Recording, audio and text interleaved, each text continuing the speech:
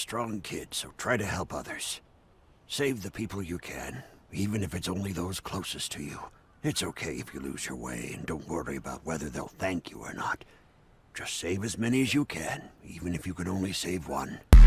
This not a lie drill, nigga. This is not a fire drill, nigga. This the real thing. Gang, gang, yeah.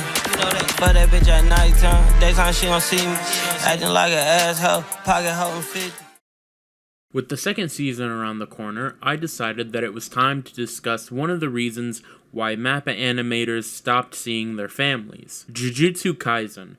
Jujutsu Kaisen is a manga written by this guy and follows the story of this kid named Yuji who joins this wizard gang in an attempt to defeat a powerful demon.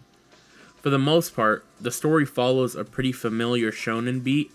This guy he got like a demon in his finger. This guy with the white hair, he's like, this is a really good show. It's got some of the best fights and powers I've ever seen in a shonen, and by fights, I mean every single villain in this show gets jumped violently. And of course, because it's a shonen, the writing and character development is not as emphasized as the fights or any of the flashy stuff, but that doesn't mean the writing and character development of the characters is an afterthought. And that's precisely the reason why today we're going to be examining the evolution of the main character, Yuji Itadori. Like any shonen, Jujutsu Kaisen is anchored by the main character Yuji, who at the very start of the show is just the standard goofball who certainly isn't as strong as anyone else, but his determination and his force of will makes the other characters want to take a chance on him. In episode 1, Yuji has no concept of sorcery, and yet he would rush into danger because that's the kind of person he is. Yuji, in the simplest way I can explain it, is someone who just wants to be a hero. He wanted to be able to save people who were in trouble. Like Batman, except Yuji doesn't paralyze people who jaywalk. In a lot of ways, I'm reminded of comic book superheroes when I think about Yuji's personality. These are people who have this overwhelming desire to help people regardless of their own personal cost. And usually, this is because of a catalyst like the death of a loved one. In Yuji's case, his grandfather. Wasuke Itadori was Yuji's primary guardian for the majority of his life, until he died of something. I don't know what he got, but I know what got him. Wasuke was a really good guy who taught Yuji the importance of helping others and maintaining relationships with people so you don't meet your death alone. In a very real way, Yuji would not be the hero he is without his grandfather. That being said, even though Yuji took on the responsibilities of being a host of Sukuna and being a Jujutsu sorcerer, that doesn't mean that he was ready for all the dangers and pains that it came with. Yuji was someone who, like the typical shonen, understood that he was taking on a serious responsibility and striving to become a protector, but he didn't really understand what it meant as far as what he would need to do when the situations he was trying to protect people from got more and more dangerous. He didn't understand it at all. He didn't have a fucking clue. Around episode 10, Yuji meets another high school student named Junpei. Now, Junpei, people aren't really fond of Junpei, and Junpei isn't really fond of people. He's the typical bullied kid who's really jaded and angry at the world around him because of the shit he endures. He also doesn't have any friends, which is what makes Yuji's encounter with him, and subsequent friendship, that much more important to Yuji's development. At this point, the only way we've seen Yuji help someone is to physically throw himself into a battle, but Yuji befriending Junpei helps him in a very real way. And even though it's not this insane thing that's out of character for Yuji, him just befriending Junpei, as opposed to spamming Black Flash on his bullies, feels indicative of development happening to Yuji. Right? That makes sense, right? I just want to get your opinion on that before I keep going. It's okay. A house. Mudslide? I think I'm gonna roll with it. Anyway, so Yuji befriends Junpei and they become Jujutsu sorcerers and best friends and fight crime and all that shit. I'm just kidding. Junpei gets turned into a platypus. I'm serious. It's kind of fucked up they put him in the opening, though. So anyway, Yuji gets really mad, and in the ensuing battle with Mahogany, Yuji is forced to take the lives of people that were transformed just like Junpei, which forces him to re-examine his goal of just protecting people. Because sometimes, you really can't. Yuji has been forced to come to terms with the fact that the life of a sorcerer is not easy, and is going to come with a lot of death and pain.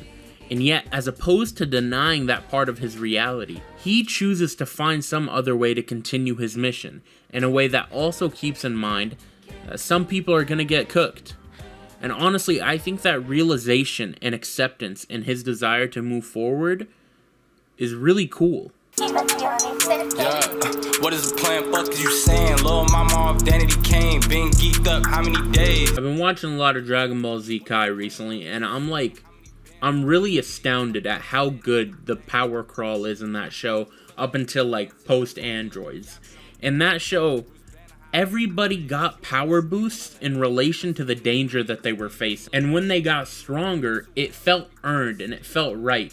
And we as the audience recognize that now our cast of characters can now deal with more threats. In Jujutsu Kaisen, we see Yuji power-wise go from getting Yamcha'd to being able to defeat the same kind of special grade curses that turned him into future Gohan. You guys notice how I was talking about Dragon Ball earlier and then I brought it back? Yeah, we in the biz like to call that a callback. What is the biz? The business. What is the business? Comedy. Making your belly hurt with laughter.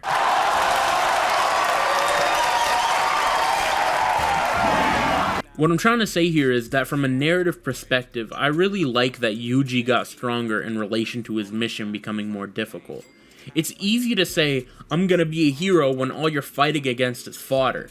But it's very hard to say, I'm gonna be a hero when you're fighting this evil-ass curse who can turn people into, like, melted gerbils and shit. So I'm very happy that a major part of Yuji's development in Jujutsu Kaisen wasn't just his brain, but also he was getting really strong. For instance, during the fight with Hanami, that was like the first time Yuji got through the entirety of a battle without Sukuna being shown. Yuji, granted he wasn't alone, but still, Yuji was able to fight off an insanely strong curse who was tossing out knuckle sandwiches left and right for like the whole damn day.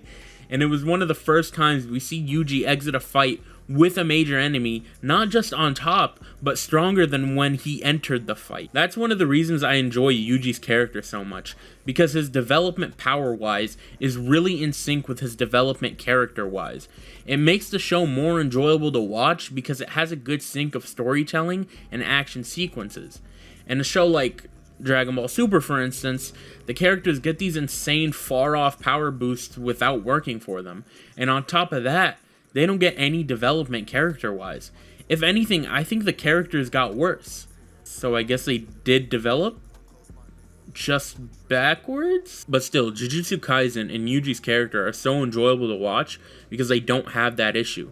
The strength gained by the people in the show is for the most part tied to where they're at character-wise. And I think that's the best way to showcase progression. And I think that's one of the reasons I enjoy Yuji's character so much. Wizard Buddy Gang. We love casting spells. Yuji has one of the most interesting developments in the entirety of the show. I think it's because of his character that Jujutsu Kaisen doesn't follow the basic shonen route, where it's just power boost times 10, fight, and then the show ends. Yuji displays a lot of subtle, but still very cool, development, character and power-wise throughout the first season. And I am very interested to see where he ends up when the second season rolls around. Because honestly, given the track record he's displayed, I don't think Jujutsu Kaisen is done showing us the evolution of Yuji Itadori. Hello? I really hope you guys enjoyed this video. Thank you so much for watching it, and I hope you enjoyed it. I put a lot of effort into making this. If you guys did enjoy it, I would recommend liking, commenting, and subscribing so that you can continue to see my future videos. Coming down the pipeline, I got the Across the Spider-Verse Spot video, which should be coming out in a timely manner. But until then, stick around for the outro, and I'll see you guys soon. Thank you. He's a foolish brat who can't reconcile reality with his ideals. You're wrong about that. He's right in the process of making that reconciliation. If you want to know what I think, I'd say you're the fool. I just had to wanna spin that bin, he was tired as fuck. I just walked in the club and I threw a dub and I had that blicky tuck. Bitch wanna ride in that truck, she got that Glock and that tummy tuck. Heard they went and zipped them up. Ask around the city, I ain't no fuck nigga, bitch shit.